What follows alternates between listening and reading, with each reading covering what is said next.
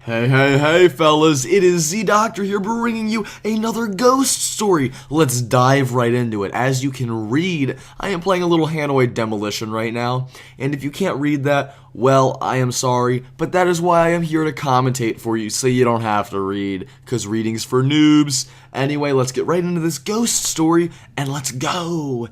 Okay, so I got a few questions on my last ghost story annotation on the screen, and that was about the White Lady. And this story took place on the Chesapeake Bay, on the Eastern Shore. So that was kind of the general area, and because of that area, they built a camp over it many years later. And I went to that camp, so I heard about the stories previously from, the obviously what it used to be, which was a home and an estate, or two estates, I should say, 2 estates and 2 homes. And it was at the end of the Mile Road now.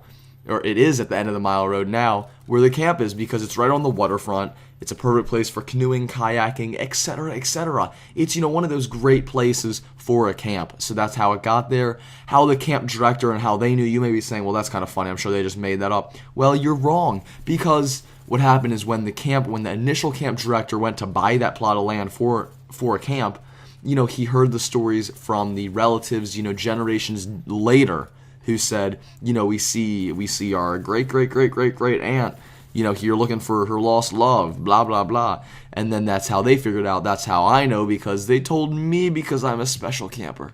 Anyway, I might work there anyway, so that's, a little bonus of that thing. Anyway, let's get right into it.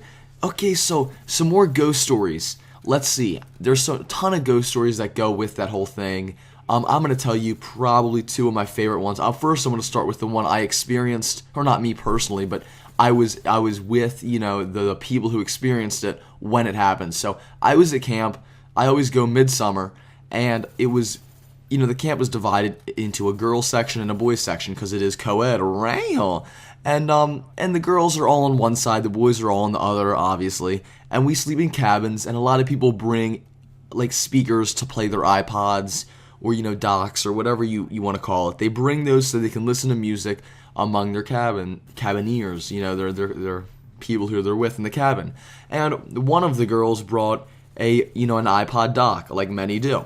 And she had it at the foot of her bed, and she went to sleep. She woke up in the middle of the night, freezing, by the way, and it's a warm summer atmosphere. The only time it gets somewhat cold is when thunderstorms roll in. And, that's really not often. And it doesn't get that cold. It actually gets more hot, eventually, because once they put, it's screen windows, so once they put the flaps down in front of the windows so no rain can get in, it really starts turning into a cooking cabin, so, of body heat and, disgustingness. So, that, really usually doesn't get that hot. But, as the screens are open, obviously, it's a little cold. Let's move on. Okay, so, she wakes up in the middle of the night to a little bit cold, spot in her cabin, right at the foot of her bed, and she sees her stereo playing raspy noise. It's hears her stereo playing raspy noise, which is, white noise, and then she sees the implant of buttocks in her mattress, which is, like 2 butt cheeks. She sees 2 butt cheeks in her mattress at the foot of her bed, and she gets really, really freaked out. And she's like, oh my god, this is sketchy as shit. So she's like, you know what, maybe I'm just like, over-processing right now. It might just be a cold night. Maybe, for some reason, the shape of a butt is in my bed. I don't know. So she goes and she grabs her stereo at the foot of her bed, and she comes back and she tries to turn it off. Well, guess what? It's already off. So she turns it on, off, and it won't go off. She thinks, well, maybe the button's broken. So she tries turning down the volume. The volume doesn't do anything. It's still squeaking at her.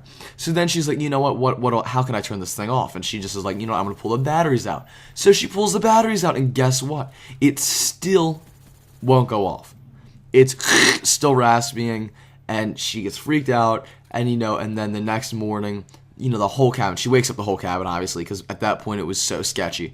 And, that next morning, the cabin obviously told us all, the girl cabin's like, oh my god, guess what happened last night, guys, blah, blah, blah. And they, they're like, we had an experience with a white lady, because the white lady is a well-known story there at that camp. Now, let's move back a few years, previous to that. There was another story. So basically, there's these counselors who walk down to the beach. They just stroll down to the beach, and they want to go late at night because counselors, there's female and male counselors, and they like to have their fair share of romance and stuff. So it was a male and a woman, and they go down to the beach, and they're just kind of hanging there at night, and they decide to create a little fire, on the beach, a little romantic setting, whatever. And then she's just kind of like wandering the beach with her boyfriend, and they see a doll washed up in the sand, right on the waterfront. And they obviously the counselor picks it up, and she goes, "What the hell is this?" And knowing the story of the white lady, she sees it's a porcelain doll with the right arm broken and the neck broken. And of course, that's the same thing we hear every single time.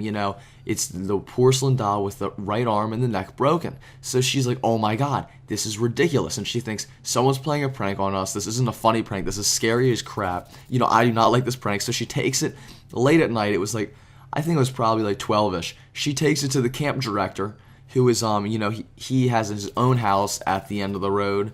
And he takes it to her, she takes it to him.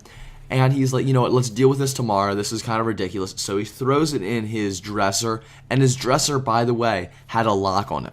And he locks it in and then pulls his key out. And, I don't know what he did with the key, but whatever, that's not important. He, he just locks it in his dresser. And he's like, we'll take care of this tomorrow. The morning comes, he goes in his dresser to try to find it, and it's not there. It's gone. It's completely gone. No one else had the key to his dresser. He had it, and the porcelain doll somehow got out of his locked dresser. It was a really sketchy thing, and that story just gave me chills as well. Anyway, I hope you enjoyed these stories. So long, fellas. Follow me on Twitter to see MW3 First, the first look, and Battlefield 3, the first look. So long, fellas. Z-Doctor is out.